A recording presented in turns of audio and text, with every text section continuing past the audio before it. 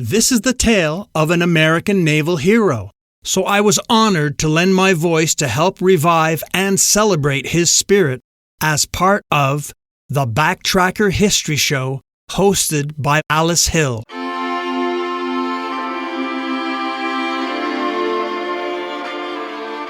Antonio Williams, awarded the Congressional Medal of Honor in 1879, one of the rare instances it was bestowed for a non-combat rescue.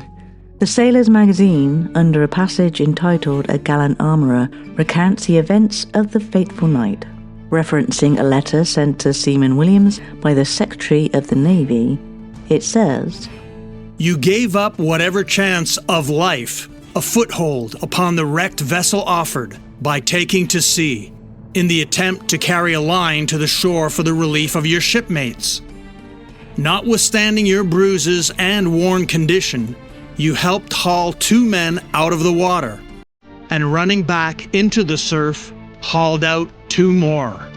His citation reading simply, "the courage and fidelity displayed in the loss of the USS Huron." The USS Huron was an iron-hulled gunboat in the United States Navy, blending steam power with traditional sail. Built by John Roach Sons in Chester, Pennsylvania between 1873 and 75, she was a screw steamer equipped with full-rig auxiliary sails. The Huron officially entered service on November 15th, 1875, following her commissioning at the Philadelphia Navy Yard. Shortly after, the Huron reported for duty at the Norfolk Navy Yard, and over the next 2 years she patrolled the warm waters of the Caribbean and the Gulf of Mexico. The USS Huron met a tragic fate on the 23rd of November 1877, when she was driven aground off the treacherous coast of Nags Head in North Carolina, battling severe weather just after departing Virginia for a scientific expedition to the waters of Cuba.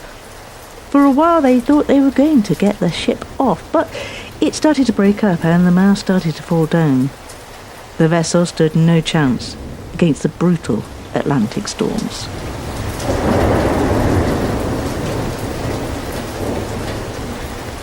After the exhausted crew had struggled in vain to free her, the storm intensified.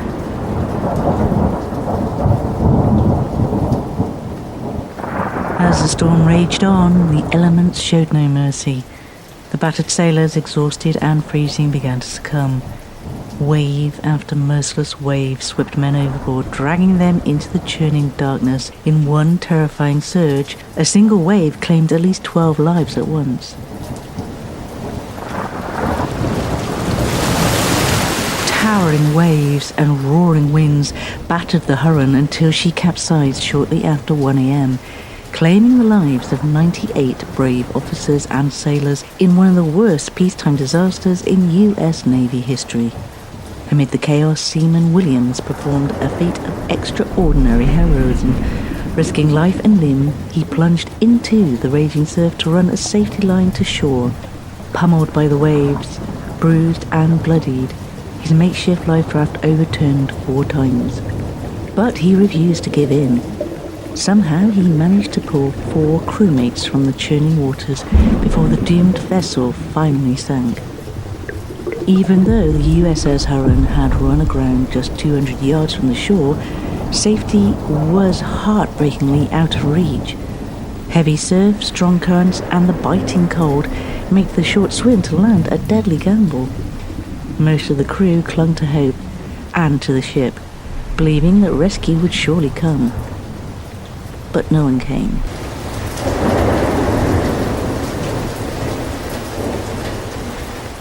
Antonio Williams was struck in the back during his efforts, and his injury was so severe that he spent 3 months in hospital.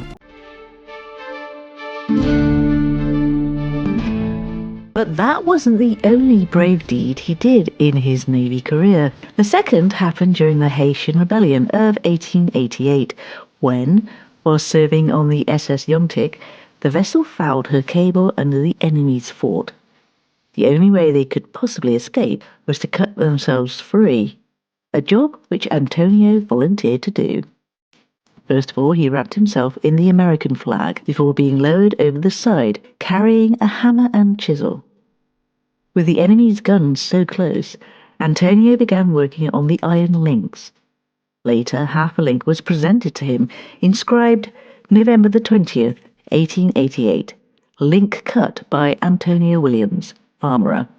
On the other side are the words SS Haitian Republic surrendered to SS Yungtik. The other half of that link was kept by the Naval Secretary in Washington. Antonio Williams was described as 6 feet tall, well built. He served in the US Navy until his discharge in 1891, by which time he was married with 3 children and living in New York. After leaving the Navy, his family relocated to Bristol, his wife Maria Jane's hometown, and they lived in 15 Rudgeway Parade fish ponds. There he lived a quiet life for the next 18 years until his death on the 22nd of July, 1908. His funeral was held on Saturday the 25th of July at Greenbank Cemetery in Bristol, where his coffin was draped in a silk American flag, honouring his naval service. The hymn, Rock of Ages, marked the conclusion of the first part of the ceremony, after which pallbearers carried the body of the hero beneath the American flag, paying tribute to his life and legacy. Now, as you can imagine, in an era when symbolism was really big, and you had a man here who had a prestigious career, Antonio Williams' funeral had many items on display highlighting some of his achievements. For example, there was an inscribed record which accompanied the medal awarded to Antonio for his bravery that fateful night in 1877. It was seen by an evening news representative, as it was hung in the room where Antonio's body lay before being interred in Greenbank Cemetery. The record read, Treasury Department, May 9th.